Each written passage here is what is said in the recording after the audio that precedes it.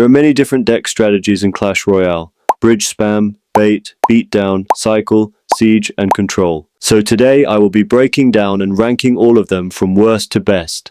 By the end of this video you will know how to play every archetype, but also the best tips and decks for it, so you know which archetype to choose. Coming in at last place is Beatdown.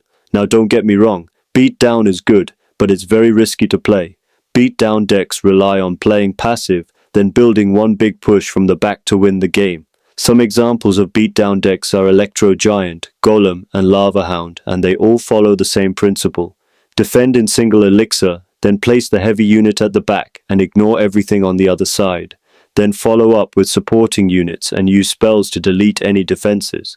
This is usually enough to win the game, but if you make a wrong move, it could cost you. For example, if you start your push at the wrong time, your opponent can take advantage on the other side and take your tower. Beatdown as a whole is also pretty inconsistent, and the only consistent win condition in this category is Lava Hound. It can also take time to master, which I ranked it so low.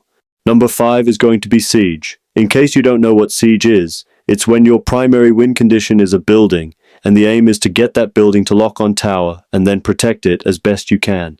The great thing about this is that you deal damage from your side of the arena instead of having to get to the tower. The best examples are X-Bow Cycle and Minor Mortar Bait. These are the best siege decks, and they both follow the principle as said before. The problem with siege decks is that it can be hard to get your win conditions to connect on the tower, therefore it makes them inconsistent and frustrating to use sometimes. But if you do get a connection, you need to make the most of it. Use anything you can to block units getting to your building so you can maximize the damage. Siege decks can work, but they are not as reliable as some other decks types.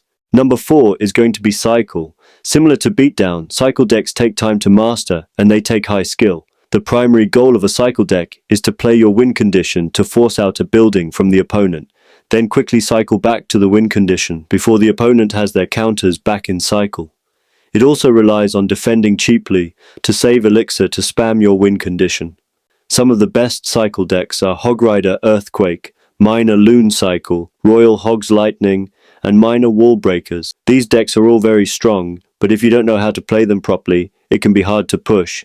To win with this archetype, you need to identify the opponent's cycle early, so you know when to push and what to push with. It's a good archetype I suggest using one of the top 3 first, before moving on to cycle.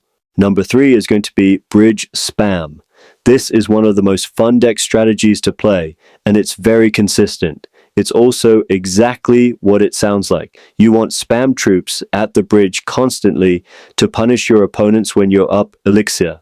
Classic bridge spam decks include P.E.K.K.A. Bridge Spam and Boss Bandit Bridge Spam. The goal with a bridge spam deck is to defend first, then counter push with your remaining units. Or you can try and make them spend a lot of elixir, then punish them on the other side. While bridge spam is great in lower trophy ranges, once you face good players in higher ranks, it can be difficult to get your win conditions or break through. It's a great archetype to play, but not as strong as the 2 above it. Number 2 is going to be Bait. Bait is such a great archetype to play because it has been around since the beginning of Clash, and it won't be going anywhere soon. With Bait, the goal is extremely simple. Just bait a small spell from your opponent, then push with your Goblin Barrel to get damage. You can also use the Princess and Goblin Gang to get chip damage. Some popular bait decks are Classic Log Bait, Skeleton Barrel Bait, and Minor Mortar Bait. I really like this archetype because once you bait out a spell, your other bait cards will always get value. But bait decks also contain solid tanks like the Knight and Inferno Tower to deal with big units. It's also not too difficult to play, and most bait decks are free to play friendly. This male's bait deck's a solid choice for nearly all trophy ranges, but it's not quite as good as the number 1 archetype. And the best archetype to play is Control. I have chosen this as number 1 because there are so many unique and strong control decks.